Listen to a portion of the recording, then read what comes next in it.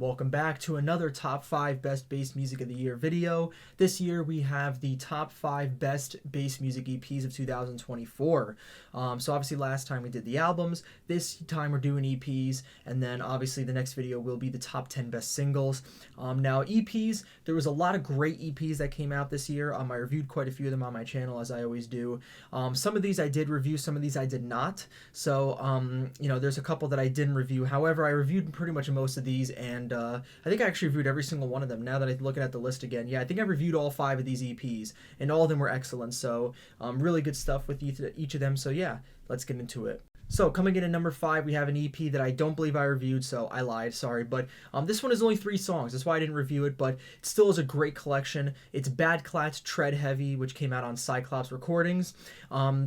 Badclat had a great year this year. It dropped a little Grade 3 collection here, and then another good EP, the Injustice EP on Rude Service. That one I didn't think was as strong. However, I really did like Tread Heavy. All 3 of the tracks in here are so sick. And yeah, this rhythm square 4 kind of route that Badclat's going down is great. I know Samplifier and a few other artists are kind of going down this route as well. However, Badclat I think is really mastering it, and his style has this kind of like the production and the style that he goes for versus someone like Samplifier, I just really enjoy more. So yeah, this EP was awesome, and I really liked it, so it was really cool.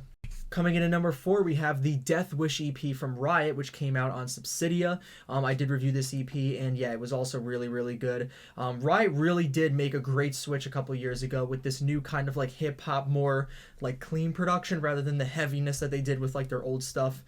But I will say this, I really think that this EP is a step up for them. The other stuff I thought was kind of but I'm really liking this stuff here.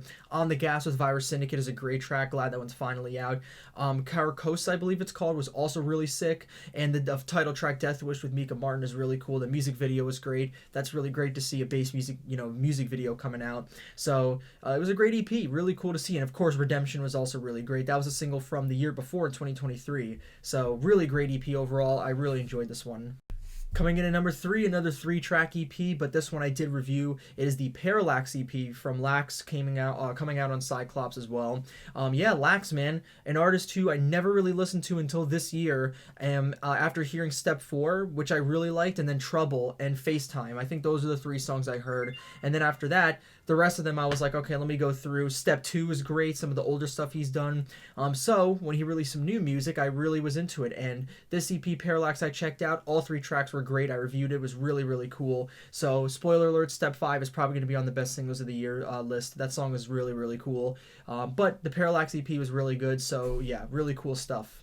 Coming in at number 2, another EP that I did review, and that is the Oldegard EP from Marada. How can I not put Marada on the list? He really smashed it this year. His singles were insane. Retribution, Rage Room, Bludgeon, all great. There was also the Primal Phantom EP, which was pretty cool, but Oldegard takes the cake here. It feels like a much more cohesive collection. It feels more complete.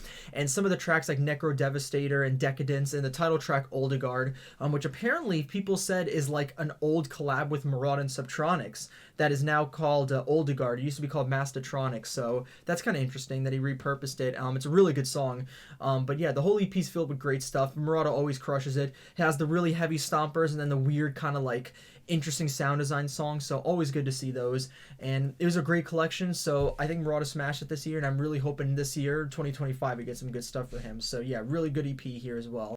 But of course, number 1, this has to be the best EP of the year. I think in March when it came out, or the full version came out, I was like, this is going to be the best EP of the year, and honestly, nothing else has topped it. Odd Prophet, The Tempest Part 1. Yeah, what can I say, man? Odd Prophet just really killed it this year. Ecstasy was a fun little single to end the year with, but this EP really took the cake for me. Every song in here is so awesome, and the whole direction Odd Prophet is going towards with this EP. The halftime tear out, the switches, the crazy guns, the unpredictability of these songs. I'm all here for it. It's all so sick and so well done. And yeah, Toby's really doing something different, and I'm really here for it. I think this is going to be a new wave, especially in the future, these halftime switches. Yeah, just really insane EP here. Aztec Death Whistle isn't really a single, so it's not going to be in the singles list, but that has to be my favorite song of the year. Yeah, just an amazing track, so heavy, but yet so well put together. It's just so sick. Everything in there is great. So that definitely takes cake for best EP of the year. It was really cool, and hopefully this year we get part 2.